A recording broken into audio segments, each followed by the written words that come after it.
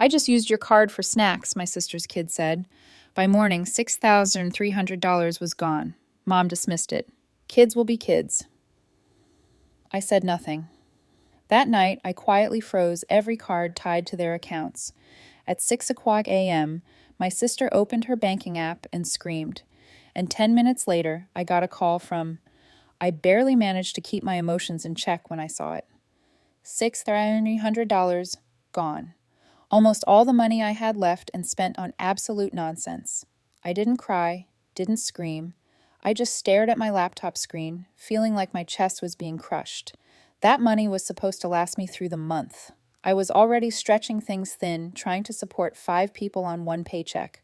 Myself, my daughter, and my sister's entire family. I scrolled through the list of charges. Louis Vuitton, ZA, a pair of sneakers that cost more than my rent back when I was in college, high-end hair tools, niche skincare brands, and even a wellness retreat deposit that made me physically laugh. Not because it was funny, because it was absurd. My niece, 18, unemployed, had used my saved card details to go on a luxury shopping spree. She had no money of her own. He never had, and it wasn't an accident. I know that because of what she said earlier that evening. I got home a little after 8 p.m.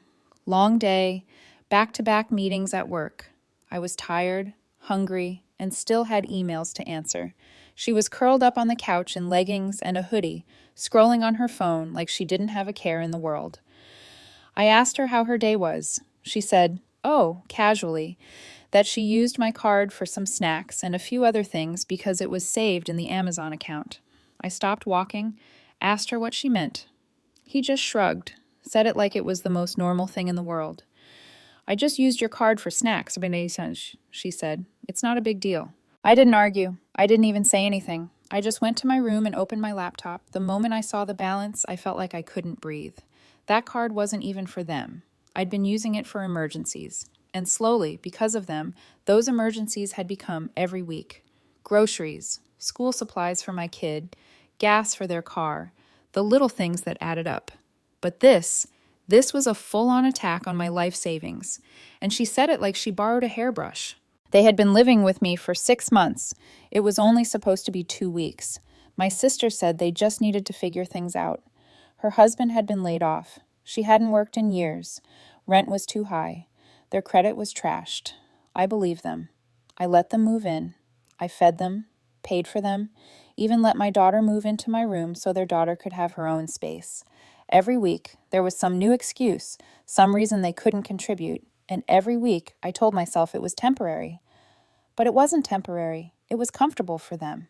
At around midnight, I knocked on their door. My sister opened it with this sleepy, annoyed face. I told her what happened, that her daughter had spent over $6,000. She blinked like it didn't even register. Then she said it. Kids will be kids. That was the moment something snapped in me. Not loudly, quietly. I said nothing else. I walked back to my room, closed the door, and sat there in silence. At 1:17 a.m., I began freezing every single card they had ever used or had access to. Every sub-account, every auto login. I even contacted a few retailers to reverse or cancel pending purchases. One of them had already shipped, but I knew the return window was 14 days. I had time. By 6:00 a.m., I was in the kitchen making coffee when I heard a scream. Not a yell, a scream. It came from the guest room. 10 minutes later, my phone rang. My sister's husband. His voice was immediately aggressive. He was demanding to know why their cards weren't working, why their apps were locked, why the Uber Eats orders weren't going through. I listened to the full rant without saying a word. Then I hung up. I didn't feel sorry. I didn't feel guilty. I felt awake because this wasn't an accident. This wasn't a misunderstanding. This was what happens when you teach people that your boundaries are optional. They crossed the line, and they weren't going to like what came next. By the time the sun was fully up, the house had gone from quiet tension to full-blown chaos. My sister stormed through the hallway like a woman betrayed, slamming cabinets and asking loud rhetorical questions like, "How could Nancy do this to us?" Her husband was outside on the porch, chain vaping and on speakerphone with someone, talking about how I humiliated his family. Meanwhile, the daughter, the one who wiped my account clean, sat in the living room, clutching her phone like it was a life raft. crying over the handbags, and essential items that were suddenly being refunded or marked return initiated. And in the middle of all that, I was just sitting at the kitchen table, drinking my coffee like it was the only thing keeping me tethered to earth. None of them had the guts to confront me right away.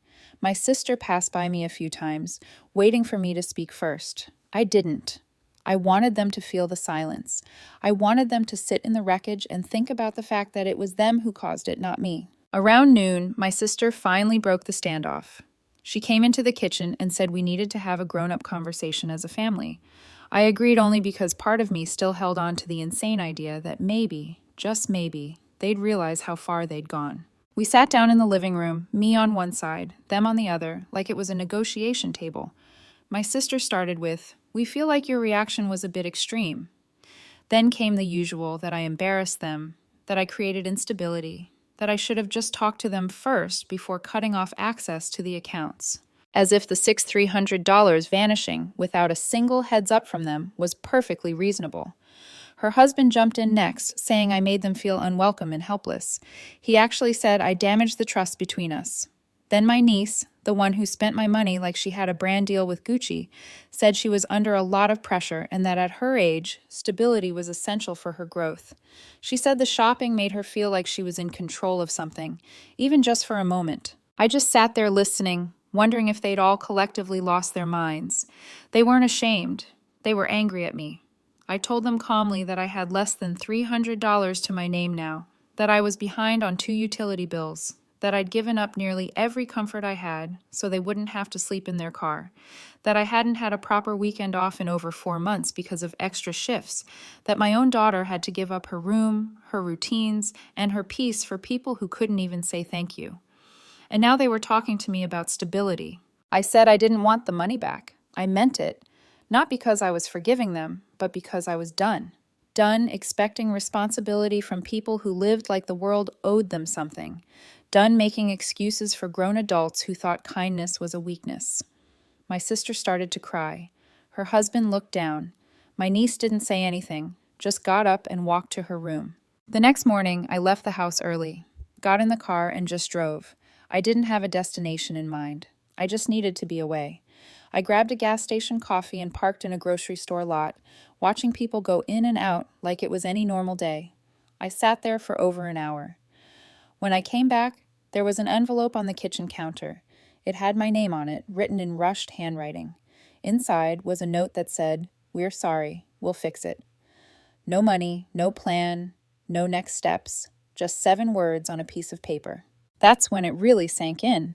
They weren't going to fix anything, because in their heads they hadn't broken anything, and that meant I had to be the one to change everything.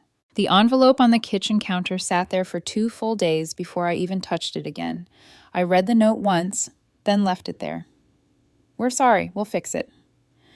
That's all it said. No explanation, no money, no plan, just a vague promise, like that was supposed to patch over the fact that they had drained my account and still hadn't done a damn thing to make it right. They tiptoed around me for a while after that. I think they believed they were being considerate. Quiet in the mornings, dishes done, shoes off at the door. But all of it felt hollow, like they were just waiting for my mood to pass. Like they'd ridden out storms before, and this would be no different. But this time was different. I was watching them now, really watching. My niece was still waking up past 10 every day, sitting cross-legged on the couch, scrolling nonstop, and shopping online with whatever money she had left from God knows where. Still no job, still no effort. She asked me one afternoon if I'd help her rebuild her Amazon cart because everything got refunded. I walked away before I said something I'd regret. My sister was trying harder to act productive. She mentioned sending out a few applications but couldn't remember where. Said she was looking into remote opportunities, but spent most of her time rewatching old shows on her laptop. Her husband, meanwhile, spent the majority of his time in the garage, hiding behind the excuse of job hunting while vaping and watching YouTube videos. It was surreal, like I was living in a simulation where nobody could see the wreckage except me. So, one night after work, I stayed up late at the dining table and made a plan. I printed out job listings from 3 local websites. Entry-level stuff, nothing fancy, just a way to get their feet in the door and start making money again. I sorted them by skill level, made little notes about which ones might be a good match for each of them. I even wrote down the bus routes for the ones they could get to without needing my car. The next day, I called a house meeting, told them I had something to share, and asked for 15 minutes of their time. They sat down looking more annoyed than curious. I started by saying I wasn't looking to punish anyone, that I knew things had been hard, and I understood the pressure they were under, but that I couldn't carry 5 people on one salary anymore. I said I'd printed out job opportunities for each of them, things they could apply for this week, that if they took action now, we could move forward together. My sister didn't say much. He kept nodding, but not really looking at me. Her husband leaned back on the couch and said he appreciated the effort, but that it's not that simple. That there were other factors I wasn't considering. I asked him what those were. He didn't answer. Then came the worst part. My niece rolled her eyes, picked up the job listings, glanced at the paper like it was a joke, then stood up and dropped them in the trash. She said, "I'm not going to work at some fast food place like I'm 16. I'm not desperate."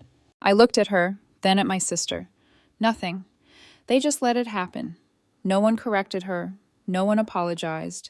No one pulled her aside later. It was just normal to them. I went to bed without saying another word. But that night, lying in the dark, I realized that the person I'd become over the last 6 months, the one who kept giving, sacrificing, stretching herself thin, she had to disappear. Because they weren't just taking money anymore. They were taking pieces of me. And I had one final move left. That night, I barely slept. I was too aware of how everything in that house had turned upside down. It wasn't just money anymore. It was the disrespect, the entitlement, the way they looked at me like I was in their way for trying to help them stand on their own 2 feet. I kept thinking about my niece's words. I'm not desperate. After dumping the job listings into the trash like they were a menu she didn't like. By morning, I knew what I had to do. First thing, I called into work and took a personal day. Then I started gathering receipts. Return windows were closing, and I wasn't going to let that money slip away. Most of the big-ticket items my niece ordered hadn't even been opened yet, still in their boxes, sitting in the corner of her room like trophies. I didn't ask for permission. I just packed them into the trunk of my car. She didn't even notice. She was in the backyard on FaceTime, laughing about something with a friend.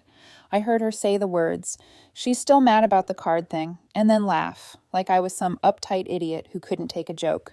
I drove straight to the high-end boutique downtown and returned the handbag first. They asked if I was the original purchaser. I said yes, no questions. Refund processed. $1,199 back to my account. Then Sephora, the Nike store, and a small online boutique with a physical location across the city. I spent 5 hours driving around, returning every last thing I could. By the end of the day, I'd recovered nearly $4,500. I came home exhausted, but calmer than I'd felt in weeks. I was in the kitchen pouring a glass of water when my niece finally noticed. She came flying into the room, demanding to know where her stuff was. I told her flat out I returned it, that it was never hers to begin with. He started screaming, not just yelling, screaming. Called me a thief, called me jealous, said I was ruining her life. And then she did something I never expected. He picked up my coffee mug and threw it at the wall. The crash was so loud my daughter came running out of her room. My sister came in seconds later, asking what the hell was going on. My niece pointed at me and shouted that I'd stolen from her, that I'd violated her privacy, and that she was going to call the police. I looked her dead in the face and said, "Go ahead." That shut her up. Then, for the first time since this nightmare started, I turned to my sister and said exactly what I'd been holding back. I told her her daughter had turned into someone I didn't even recognize, that I tried everything, fed them, housed them, protected them, and all I got in return was gaslighting, disrespect, and financial ruin. I said that if she wasn't willing to parent her child, then she'd both failed as a mother and as my sister. Her husband stood there silently in the doorway. He didn't say a word. And I wasn't done. I told them they had 14 days to get out of my house. That was it. No more chances, no more warnings. They were going to figure it out on their own, just like I had for the last 10 years. I said I'd give them the resources if they needed them, but I wasn't going to carry them anymore. My sister started crying again, saying it wasn't fair that they weren't ready, and that's when I dropped the last piece. I told them I'd called the family friend who runs a restaurant. They had 3 positions open: Fisha, host, server. I told them the friend agreed to hire all three of them if they showed up Monday morning. My niece laughed in disbelief. My sister looked horrified. They thought I was joking. I wasn't. None of them answered me that night, but the next morning, the husband, the same man who yelled at me a week ago, walked into the kitchen and asked what time the shift started. He didn't say thank you, but at least he was finally scared enough to move. Monday morning came, and for the first time in months, the house was dead silent at 7 a.m. No one scrolling on their phone, no giggling FaceTime calls, no cereal bowls left out, just quiet. Then I heard the front door close. I looked out the window and saw my sister's husband getting into their car. He was actually going. No fanfare, no speeches, just gone. An hour later, my sister shuffled into the kitchen. She poured a cup of coffee and mumbled something about giving the job a shot. I nodded. I didn't say I was surprised. I didn't tell her that the friend had already called me earlier and said if they didn't show up, the offer was off for good. At noon, my niece finally emerged.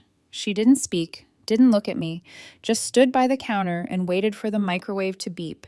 Then she asked quietly if the rest of her orders were being returned too. I told her there were a few more things we hadn't gotten to yet. A pair of sunglasses, a luxury face serum, and a Bluetooth speaker. The return window was still open, and yes, we were returning those too. She muttered that it was humiliating. I agreed. We went to the mall together. Not because I thought it would be some bonding moment, because she was legally an adult, and some of the returns required ID verification. I let her handle it. I watched her face when the cashier asked, "Do you have the original payment method?" And she had to say, "It was my aunt's card." One by one, the items disappeared. Refunds processed. Almost $6,000 recovered by the time we were done. It wasn't all of it. Some of the purchases were final sale, but it was enough. I told her to keep the receipts. I wasn't covering for her if anything came back on my statement later. Back in the car, she sat with her arms crossed, fuming. She said I didn't understand what it was like to feel like you had nothing. That shopping gave her control, a break from stress. I didn't argue, but I asked her what she thought my life looked like. She thought I got here by shopping my way out of stress. If she realized I hadn't bought myself a new pair of shoes in over a year because I was too busy paying to keep 5 people afloat. She didn't answer, just looked out the window. That night, I went into my room, shut the door, and for the first time in months, I let myself feel everything. The exhaustion, the frustration, the deep, crushing disappointment. But also something else, clarity. I had tried. I gave them everything, shelter, food, a second, third, fourth chance. I handed them jobs. I returned the stolen money. I stayed calm when I wanted to scream. I offered them a way out, and they barely took it. Her father came home from his first shift and went straight to bed. My sister followed not long after, saying she didn't think she could handle the pressure. My niece said the restaurant was not her vibe and that she was going to look for something more aligned with her personality. So, I made one final decision. I typed up a letter. It was short, just a notice that they had 10 days left, that the spare key was being deactivated, that I'd arranged for temporary storage if they needed help moving their things. But after that, done. I left the letter on the kitchen table. In the morning, it was still there untouched. They didn't say a word. 10 days passed. On the morning of the deadline, I woke up at 6:00 a.m. and found the house quiet. I went downstairs expecting a fight, or at the very least some last-minute guilt trip, but the guest room was empty. Their stuff was gone. The only sign they had ever been there was a half-eaten box of cereal on the counter and a pair of cheap flip-flops by the door. They left without saying goodbye. I didn't call. I didn't text. I didn't need to know where they were going or what their plan was. I'd done more than enough. For 6 months, I lived their struggle like it was my own. While they walked around like I owed them my stability, my patience, my peace, I sacrificed everything. Money, time, even my own daughter's comfort, just to keep them afloat. And the whole time, I thought if I gave more, they'd change. But I was wrong. People don't change because you make life easier for them. They change when they decide to, and they never did. The next few days were the quietest my house had felt in half a year. I cleaned out the guest room. My daughter helped me turn it back into a music room like she used to have. She didn't say much about them leaving, just smiled when I gave her back her old space. I checked my bank account. Just over $600. Not everything, but close. Enough to start rebuilding. enough to breathe again. Then, 5 days after they left, I got a call from my sister. I let it go to voicemail. She left a long message, said they were staying with an old friend for now, that her husband was trying to stick with the job, that my niece was processing everything and reevaluating her goals. She ended the message with a sentence that made me pause. "We know we messed up, but I hope you won't shut us out forever." I didn't respond because I am shutting them out. Not out of spite, not for revenge, but because I finally learned something I should have known a long time ago. I can't keep living my life as the safety net for people who refuse to climb. From now on, my attention goes to the people who respect it. To my daughter, to my home, to myself. No more rescuing people who sink every lifeboat I send. No more holding space for grown adults who use kindness like a credit card. I was good. I was useful. I was the glue, and it broke me. That won't happen again.